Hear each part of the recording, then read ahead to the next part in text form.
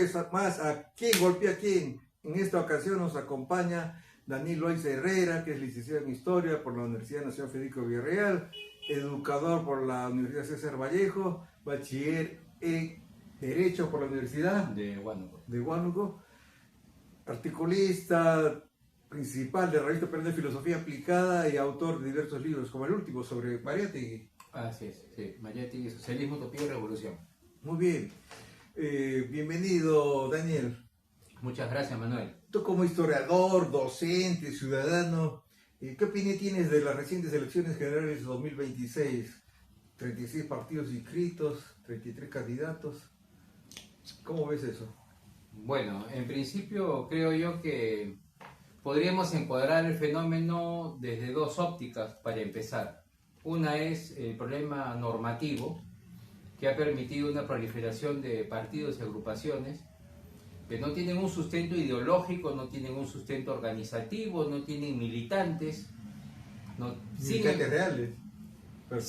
Tienen firmas, pero no necesariamente... Por supuesto. Sin embargo, han podido inscribirse y participar en las elecciones. Y los resultados magros que la mayoría de ellos ha obtenido en materia de votos evidencia que en realidad no tienen militantes ni tienen correligionarios. Eran simplemente globos de ensayo para probar suerte política. Muchas firmas han sido compradas por una pirañita y un paquete de galletas, ¿no? Así es, eso ya es una práctica común, ¿no? Esto lo podemos ver desde la época de Billinghurst, ¿no? Cuando se compraban los votos por una butifarra, ¿no? Y ahora encima se han encontrado firmas falsificadas, ¿no? Crasamente. Sí, este es un fenómeno recurrente ya en materia de inscripción de partidos, que siempre se encuentran firmas falsas que no corresponden al padrón que tiene el RENIEC, ¿no? Sobre la inscripción civil de los ciudadanos. Y ahora con estos resultados, muchos partidos ya no van a volver a las elecciones generales, pero sí a las elecciones de alcaldía, ¿no? Sí, es que lo que pasa es que la norma es estricta, ¿no? En materia de inscripción, si no alcanzan un porcentaje mínimo y una representación mínima, pierden la inscripción, lo cual en ese sentido es positivo. El único problema es que, digamos, amparándose en que la Constitución permite la participación política, se han elaborado reglamentos y normas en materia de inscripción de partidos y participación en el electoral que sinceramente desdibujan, ¿no? Lo que debe ser una elección, que básicamente en realidad debería estar conformada por un conjunto de partidos donde cada uno represente una ideología, una tendencia política y los ciudadanos puedan libremente escoger cuál es la que les parece la adecuada, ¿no? Y según los resultados, ¿qué te parece lo que ha sucedido? Muy bien, en materia de resultados debo decir lo siguiente. En principio hay serios cuestionamientos sobre la validez de los resultados y lamentablemente tiene asidero en un conjunto de irregularidades que, viéndolas en conjunto, son indicios que apuntan a una explicación que en materia judicial no ha sido demostrada, pero que, digamos, despierta la sospecha de la ciudadanía, la posibilidad de que se haya perpetrado una vulneración de la voluntad popular y que esto haya sido de manera dolosa. En pocas palabras, que haya ocurrido un fraude, ¿no? Un fraude electoral. ¿En contra de Rafael López Aliaga? Mire, yo, digamos, podría pensar que sí, pero al final de cuentas creo que la participación de López Aliaga, o que se le haya hecho el fraude a López Aliaga, en este caso es lo menos importante. ¿Por qué es lo menos importante? Porque creo que lo más importante aquí es no defender la posibilidad de López Aliaga de llegar a segunda vuelta, sino defender el voto ciudadano, sin importar si de repente el candidato que podía llegar sea el mismo señor Sánchez, o el señor Belmo, o el señor Nieto, o López Aliaga. No tiene ninguna importancia quién es el que debería acompañar a Keiko Fujimori en esta segunda vuelta. Lo más importante y lo medular acá es que no se respete la voluntad popular, pues si el señor Sánchez ha sido legítimamente elegido, él debe participar, pero si no lo ha sido, que participe quien corresponda. Pensar que fue López Aliaga es entrar en el mundo de las sospechas. Lo importante es que los indicios lo que acreditan es vulneración del sufragio de la voluntad popular. Y sobre eso es, creo yo, lo que hay que atender. ¿Y por qué hay que atender esto? Porque más allá del resultado de la segunda vuelta y quién puede llegar a ser presidente el 28 de julio, tenemos un problema que ya no es coyuntural, sino es estructural. ¿Y cuál es el problema estructural? La desestructuración institucional del sufragio en el Perú. O sea, hay que recordar que las elecciones del 63 no han recibido cuestionamiento. Las elecciones para la Asamblea Constituyente del 78 tampoco. Las del 80 con Belaúnde tampoco. La del 85 con Alan García tampoco. Las del 90, donde gana Fujimori, tampoco. El 95 ya hay cuestionamientos por los votos en Huánuco. El 2000 ya sabemos lo que sucedió. El 2001 nuevamente las elecciones no son cuestionadas y hemos estado en ese proceso. El 2021 han sido cuestionadas pero sin mayor evidencia. Pero ahora hay un cuestionamiento con una evidencia abrumadora y en todos los sentidos. Y yo creo que esto ya obligaría a plantearnos seriamente la posibilidad de que se declaren nulas las elecciones. Otra vez, elecciones. La razón, a mi juicio, por la cual deben declararse nulas las elecciones es por lo siguiente. Porque el sistema electoral es un sistema consustancial al pacto político. Es decir, no podemos hablar de un pacto político, es decir, de una constitución política, de la manera en que una sociedad se constituye y acuerda la forma en que se va a manejar políticamente, sin integrar como parte sustantiva de esto el derecho de sufragio. Habiendo sido vulnerado el derecho de sufragio, entonces todo el sistema político se quiebra. Vamos a suponer que el señor Sánchez y la señora Keiko pasen a segunda vuelta. No importa quién gane, cualquiera de los dos. ¿Qué legitimidad puede tener cualquiera de los dos luego en la segunda vuelta? Frente a la ciudadanía que desconfía de que el resultado sea realmente el producto del ejercicio del voto. Tenemos un problema serio. Y si a eso le sumas que venimos de varios años de inestabilidad política, a ese presidente lo pueden vacar al mes que ingresa. ¿Para eso vamos a elegir un presidente? Bueno, aparte de ese problema de las elecciones, siempre estaba esa posibilidad, ¿no?, de la vacancia con las nuevas leyes, ¿no? El Congreso, los senadores van a tener más poder que el propio presidente. Bueno, sí, el tema, a mi juicio, el tema de las vacancias presidenciales tiene la siguiente naturaleza. Desde el punto de vista jurídico, la vacancia presidencial es un instituto que se da en Estados Unidos, se da, bueno, en el Reino Unido comienza con el tema del primer ministro, pero básicamente en el sistema republicano norteamericano es el impeachment. Y muchas constituciones de América Latina contemplan la vacancia presidencial. Pero en nuestro caso es algo sui generis, sino la interpretación. Ya, ¿cuándo y cómo debe ser eso? Ya, claro, a ver, la vacancia presidencial se da por varias causales, pero la que se ha invocado en estos últimos años es la vacancia por incapacidad moral permanente. Muy bien, pero ¿qué es la incapacidad moral permanente? Algunos dicen no se debería aplicar porque no se especifica en la Constitución qué se entiende por incapacidad moral permanente.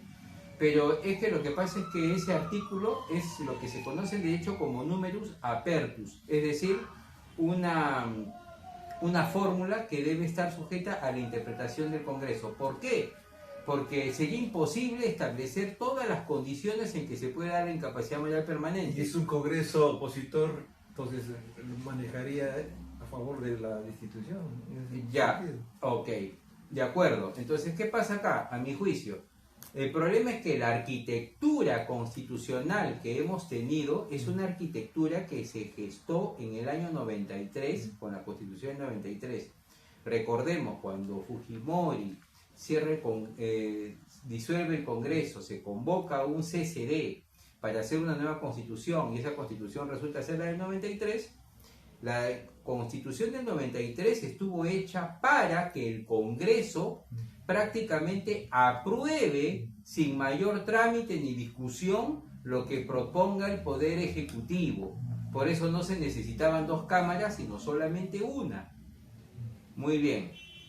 Pero ¿qué pasó? Cuando termina la década de Fujimori y empezamos el siglo XXI, las normas electorales cambian, y cuando cambian las normas electorales y aparece la cifra repartidora, etcétera, y aparece una mayor fragmentación del espectro político, se produce una sucesión de presidentes donde ya no cuentan con mayoría parlamentaria.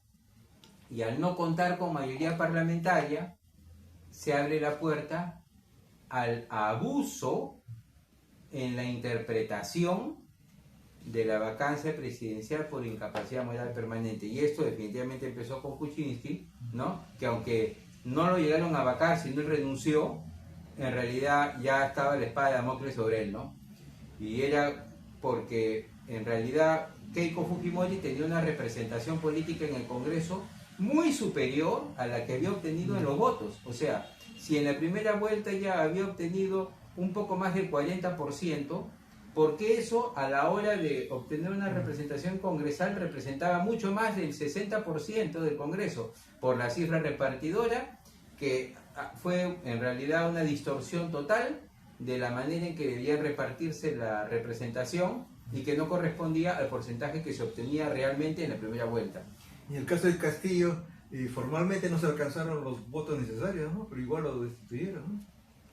Bueno, ahí tenemos un problema. Y el problema es el siguiente. Los peruanos somos un poco extraños, ¿eh?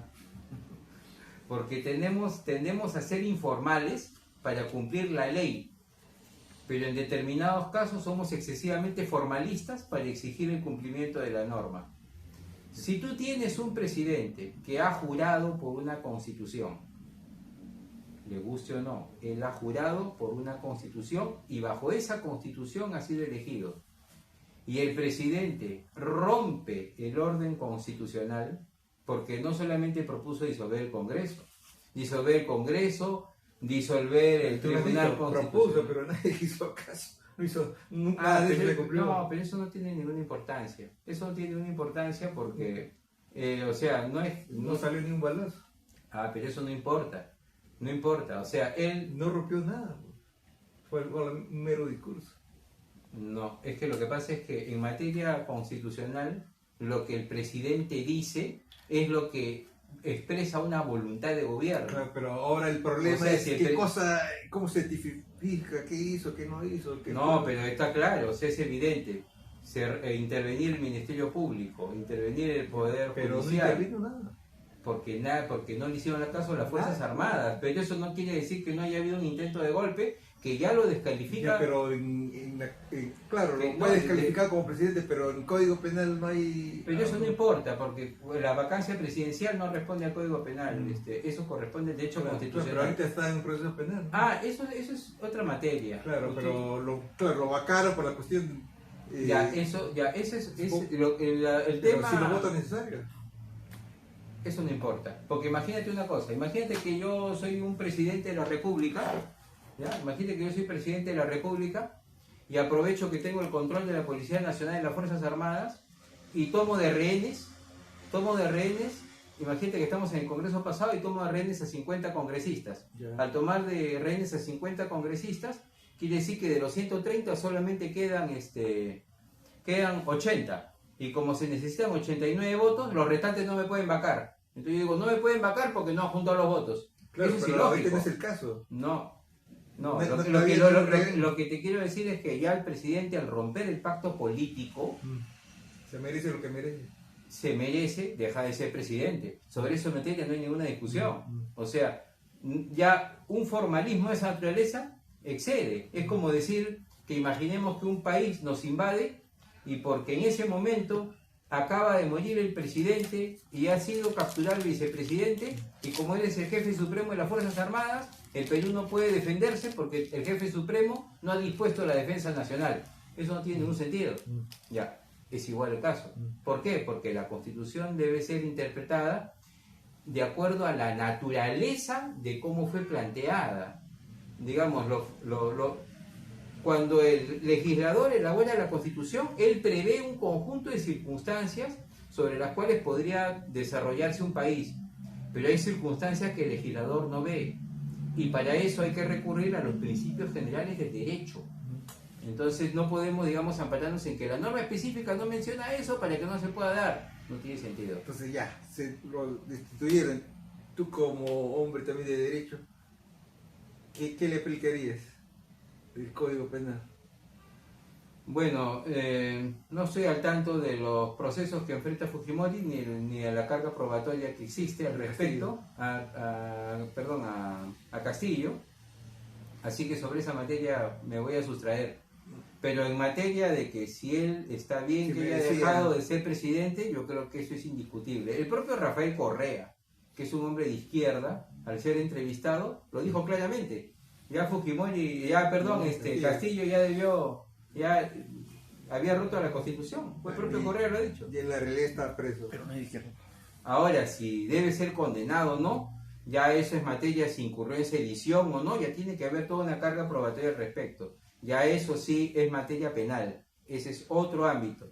Lo que hemos hablado es materia constitucional, si está bien que sea presidente o no, y esa es otra materia, ¿no? Y en supuesto de que se continúe con los resultados hasta ahora sabidos, la segunda vuelta sería entre Keiko y Sánchez, ¿no? Todo hace pensar que sí, porque yo creo que ya no hay ninguna posibilidad de que, digamos, con los votos restantes, López Aliaga podría revertir la situación. Podemos obtuvo pocos votos,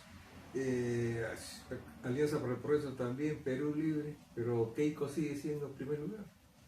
Desde 2011, ¿cómo explicas este fenómeno? Bueno, se ha especulado de que ha habido fraude a favor de Keiko.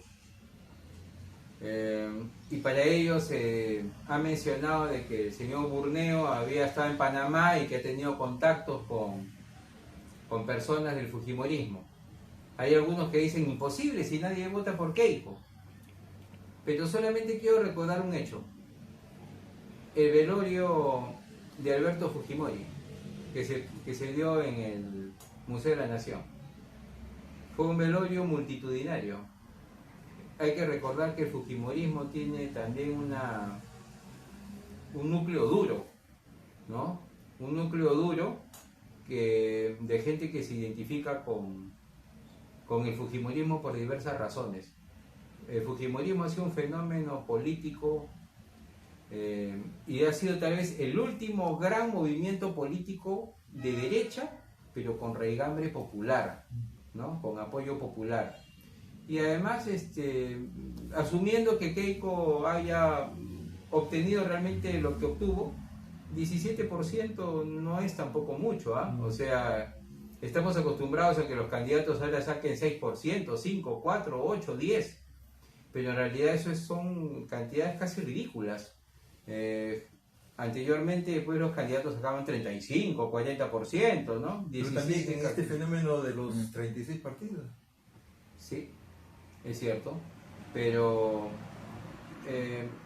Keiko en las elecciones pasadas del 2021, recuerdo que sacó 19, o sea, el porcentaje fue similar, no ha variado tanto, y ese es más o menos el núcleo duro que el fujimorismo está manejando en estos últimos tiempos. Al contrario del voto anti-Keiko, que parece que es mayoritario, ¿no? Hasta ahora.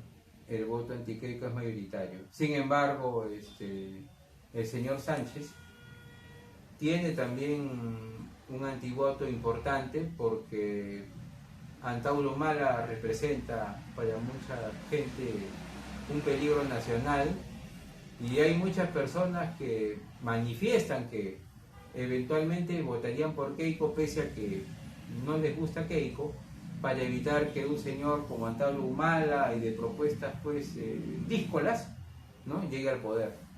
También hay otra voz que habla de pedir un golpe militar democrático. ¿Qué opinas de eso?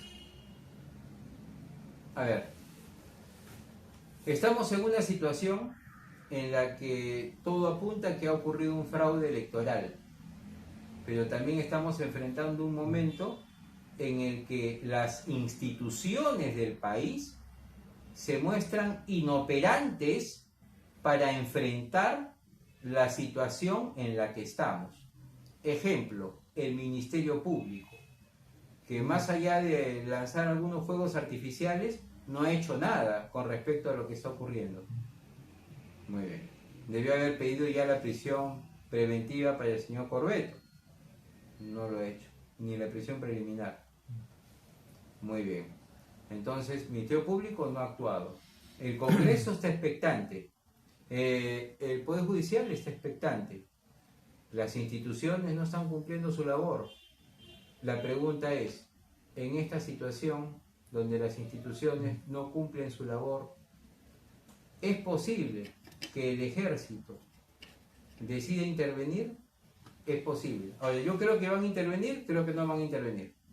La razón es la siguiente. Si un militar tomara el poder en este momento, incurriría en un delito. ¿Por qué? Porque hasta el momento el Jurado Nacional de Elecciones no ha terminado de resolver los casos ni las tachas. Entonces sería romper el orden constitucional en este momento porque está encausado. Y estas personas terminarían estando presas, de todas maneras. Eso es lo que correspondería. Yo creo que los militares por esa razón no van a intervenir. Sin embargo, hay un clamor de parte de un pequeño grupo de ciudadanos, ¿no?, que piensa que un golpe militar podría poner orden para garantizar nuevas elecciones en un plazo razonable. Y evitar que Sánchez gane, eventualmente. Es que ahí está el problema. Otra vez, Manuel. El problema que yo percibo es el siguiente. Hay mucha gente que está pidiendo nuevas elecciones porque han votado por López Aliaga, por el señor Nieto, por el señor Belmont, por el señor Carlos Álvarez o por cualquier otro candidato, y porque los dos que han quedado no les gusta. Sí. Pero a mí me parece que ese razonamiento es equivocado. Claro. Y es equivocado porque sin importar si es el señor Sánchez, o es la señora Keiko, o es cualquiera de los otros candidatos el que haya obtenido la mayor cantidad de votos, esa decisión debe ser respetada, porque en eso consiste el juego democrático. El problema no es que haya quedado el señor Sánchez y Keiko. El problema es que estas elecciones están manchadas por un conjunto de irregularidades que parecen corresponder fuertemente a la ocurrencia de un fraude electoral. Entonces, es decir, si López Aliaga, si mañana se revierte la situación y López Aliaga aparece segundo y va a competir con Keiko, de la misma manera estas elecciones deberían ser anuladas. Pero parece que eso no va a ser el caso, ¿no? Por las pocas actas en discusión, ¿no? Hay 4.500 actas, casi 4.700 que corresponden a más de 1 millón de votos, que López Aliaga está solicitando que se declaren nulas por una cuestión jurídica fundamental. Son las famosas actas 9.000, que son actas que son ilegales, porque son actas que solamente deberían utilizarse cuando hay votación para municipales en centros poblados alejados, y se han utilizado en estas elecciones que son presidenciales y congresales de manera ilegal, y además en lugares que no son centros poblados alejados, incluso en Lima, el Agustino, etcétera, se han utilizado estas actas. Entonces, digamos, hay base para pedir la anulación, y en estas actas el señor Sánchez ha obtenido la mayor cantidad de votos, con lo cual se podría revertir la situación. Yo pienso que el jurado no le va a dar crédito a esto. Es más, pienso que podría caber la posibilidad de que en realidad un sector de la izquierda y el keikismo se hayan puesto de acuerdo en esta materia. A ver, supuestamente siempre en materia política el Keiko Fujimori y la izquierda son opositores irreconciliables. Pero en el último congreso, el actual congreso, Se habla de fujicerronismo, ¿no? Pero hemos visto que en el último congreso se han entendido muy bien. Uno, dos, los votos fujimoristas, solo los votos fujimoristas explican, aunque el voto haya sido secreto, explican la elección del señor Balcázar.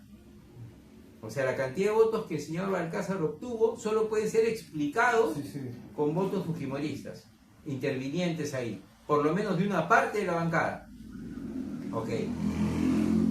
Entonces, partiendo de este hecho, según un sector de la izquierda y el fujimorismo, ¿podrían convivir? Sí. ¿Y cómo podrían convivir?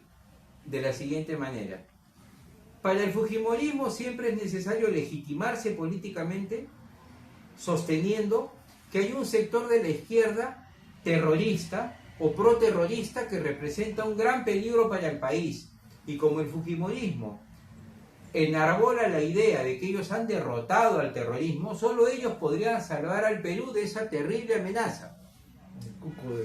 Pero también hay un sector de la izquierda que dice que el fujimorismo representa la derecha más recalcitrante, la dictadura y la violación de los derechos humanos y la corrupción, y que solamente ellos podrían impedir que ese sector corrupto y dictatorial totalitario llegue al poder. O sea, los dos extremos. Entonces tenemos un espectro político absolutamente polarizado y estos dos grupos viven perfectamente esa polarización. Sin embargo, estos dos grupos en la práctica terminan siempre entendiéndose.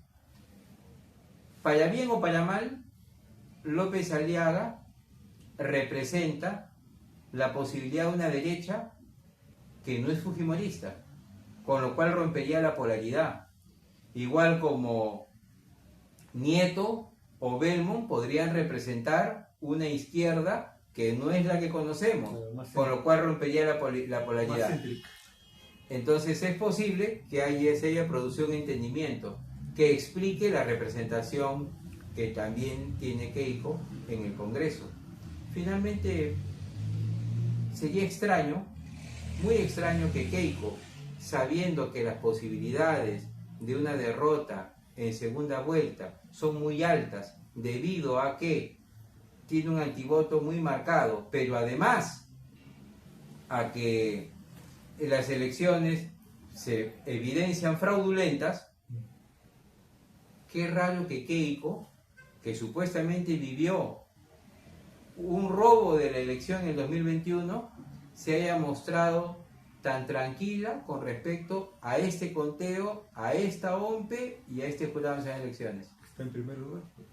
Pero es una victoria pírrica, porque ¿de qué le sirve el primer lugar en primera vuelta? También lo obtuvo en el 2021, si ya sabe que en segunda vuelta es que se gana o se pierde. ¿Por qué? Porque el negocio de Keiko fundamentalmente es poner gente en el Congreso. Ella sabe que no va a llegar, pero sabe que gracias a ella la izquierda puede llegar y luego se produce el entendimiento. Ese es el negocio. El negocio de Keiko, a mi juicio, es proteger sus intereses económicos y políticos. Sabe que no va a llegar. Sabe que si llegara, fácilmente podría dejar de ser presidenta también. El negocio de ella no es ese, es poner gente en el Congreso. Es como Acuña. Acuña sabe que no va a ganar. Su negocio siempre ha sido poner gente en el Congreso que defiende sus intereses económicos, sus universidades, etc. ¿Y Juntos por el Perú qué te parece? ¿Qué intereses tiene? Bueno, Juntos por el Perú. Bueno, es que el problema es que están juntos, ¿no? Y entonces hay muchas tendencias en realidad ahí. Claro, no hay algo claro, sólido, ¿no? Claro, están juntos, pero están... Claro, es otra izquierda, ¿no? Claro, es que hay muchos grupos pequeños en realidad que están aglutinados, ¿no? Es su fortaleza y a la vez su debilidad. Sí, es su fortaleza y su debilidad. Ahora yo le encuentro a Sánchez pues infinitamente más articulado que Pedro Castillo, ¿no? Además tiene una experiencia de Pedro Castillo, ¿no? Ha sido su abogado, ¿no? Pero no, Sánchez ha sido su ministro, porque Sánchez es psicólogo, ¿no? Sánchez ha sido su ministro, pero lo extraño es que, bueno, Sánchez también es congresista, ¿no? Y él supuestamente representa el anticongreso, ¿no? Y ha aprendido, ¿no? Usó el sombrero estratégicamente. Bueno, sí, fuegos artificiales, ¿no? Está tratando de recoger la identidad, porque, bueno, todo el mundo sabe que en realidad Pedro Castillo sigue siendo todavía una figura política relevante en el Perú, aun cuando está preso. Cuando menos el 25% de la gente se identifica con Castillo. Justamente porque está preso, creo que hay esa identificación, ¿no? No, sí, o sea, no hay que negar, Castillo tiene por lo menos 25% de adherentes en el Perú, que es mayor que lo que ha obtenido cualquier candidato. O sea, tendríamos que sumar a Keiko más casi López Aliaga para que haga un Castillo. A esa es su magnitud. Entonces, Sánchez lo que ha hecho es prácticamente convertirse en Castillo 2.0, ¿no? Y comenzar a recoger el bolsón, ¿no? De Castillo, es decir, yo soy la encarnación de Castillo, ¿no? Por eso que dice, lo primero que voy a hacer es liberar a Pedro Castillo, otorgar el indulto, ¿no? ¿Y qué te parecen o te parecieron los otros candidatos como Belmo, Nieto, Carlos Álvarez?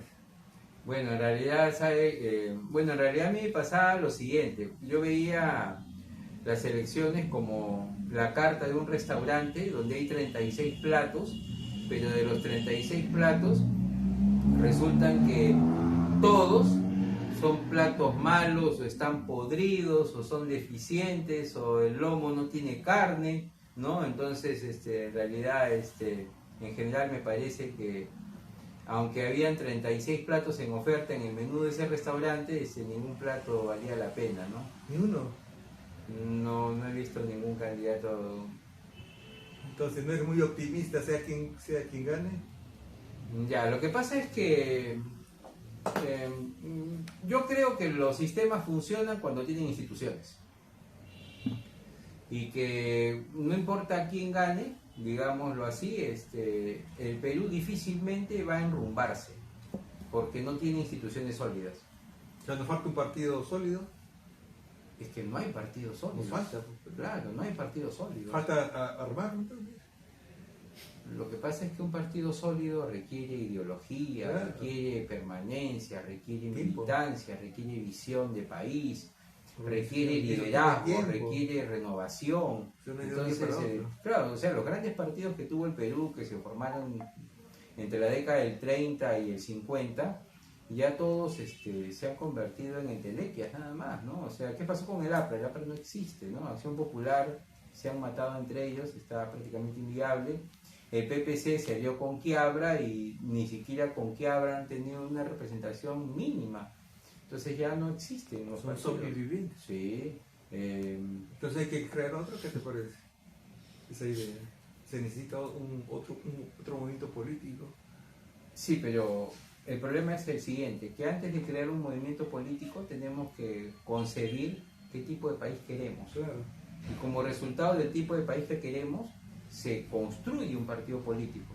¿Por qué? Porque los partidos que se han ido construyendo se han formado pensando en las próximas elecciones. Claro, claro. Y eso ha sido precisamente el drama del Perú. Claro, el inmediato, ¿no? De todas las instituciones del Estado peruano, hay solo una que funciona, que es el Banco Central de Reserva. Si el Perú no se ha descompuesto completamente es porque el Banco Central de Reserva funciona, ¿Y funciona la Iglesia Católica? pero no pertenece al Estado, no es parte Pero del Estado. Convive, ¿no? El Estado le subvenciona. Lo que pasa es que, bueno, hay un concordato, ¿no? Un concordato de 1979, donde el Estado peruano pues se compromete a subvencionar parte de los gastos de la Iglesia Católica. Esto fue durante el gobierno de Morales Bermúdez. Pero el Estado peruano ha tenido que recurrir de manera frecuente a la Iglesia Católica porque el Estado peruano, al carecer de instituciones, no está en capacidad de intermediar cuando hay conflictos sociales en el Perú. Y como no tiene credibilidad, tiene que recurrir a la Iglesia Católica para que la Iglesia pueda establecer puentes, tender puentes que permitan el diálogo y presumiblemente la solución de conflictos, ¿no? Hablando de visión del país, ¿cuál sería tu visión del país para Muy bien. el Perú? Bueno, yo particularmente postulo una corriente de pensamiento que yo denomino el emancipo liberalismo. ¿A qué me refiero con esto? Que es una visión, digamos, de liberalismo, pero no el liberalismo inglés ni el liberalismo norteamericano, sino de un liberalismo desde el sur global, un liberalismo desde los países periféricos. ¿Y cuál es la diferencia con el liberalismo tradicional? El liberalismo tradicional defiende tres derechos básicamente, que es la vida, la libertad y la propiedad. Y que plantea además que la no intervención del Estado garantiza el libre ejercicio de la libertad, que al final se expresa en la economía, en el libre mercado. Sin embargo, yo planteo que en las condiciones sociales de los países periféricos, cuando el Estado se sustrae de intervenir, en lugar de generar mayor libertad, lo que genera es la formación de oligarquías, pero ya que no solamente son políticas, ni oligopolios que no solamente son económicos, sino se dan en toda la estructura social, a lo cual yo denomino soligarquías, que son especies de oligarquías, pero a nivel social en todas las esferas. Y estas oligarquías monopolizan el poder económico, político y social, evitando la libre competencia. Y esto genera a su vez la reducción del margen de libertades, con lo cual se termina traicionando los principios liberales. O sea, en nombre del liberalismo terminamos poniendo la libertad en manos de pequeños grupos de poder. Y ese es el drama de los países, para mí, de la periferia. Cuando han querido implementar el liberalismo, siempre han fracasado, porque claro, si traemos la fórmula desde Europa, la fórmula es que el Estado no intervenga para que los agentes puedan participar libremente. Pero en las condiciones sociales de los países de América Latina, de África o de gran parte de Asia, eso nunca ha ocurrido. Y no ha ocurrido por esta razón. Entonces, lo que yo postulo es que el emancipo liberalismo es un liberalismo en el cual sí debe haber un nivel de intervención del Estado para tratar de desmantelar a estos grupos de poder como condición necesaria para que la libertad realmente se pueda producir. No es la sustracción del Estado, sino es un liberalismo en el que el Estado participa en su construcción, que no es igual que una economía del bienestar, ¿no? No, es un Estado presente, ¿no? No subsidiador, pero sí interventor en materia de desestructuración de las oligarquías. ¿Y estas ideas que estás diciendo tienen alguna similitud con algún grupo existente ya o está por hacerse? No tiene ninguna relación con ningún grupo. En realidad son ideas que ya las he trabajado, las tengo ya plasmadas en un texto que sacaré el próximo año. Este año voy a trabajar a Mayate y el próximo año saco este libro. ¿Y a partir de ese libro te interesaría hacer un movimiento político? No me interesa en particular ser la cabeza de ningún movimiento político, pero sí me gustaría poder participar en la discusión. Participar en la discusión y de pronto tal vez inspirar a que diferentes personas o grupos puedan decidir participar, hacer una crítica de las propuestas y seguramente mejorarlas, ¿no? Muy bien. Postular algo. Muchas gracias, Daniel Loaiza Herrera, historiador, educador, futuro abogado y docente universitario, por tu muy ilustrada participación el día de hoy. Eso ha sido todo por hoy, amigos. Soy Manuel Labrapa Simiño y nos vemos en la próxima edición de ¿Quién golpeó a quién? Hasta luego.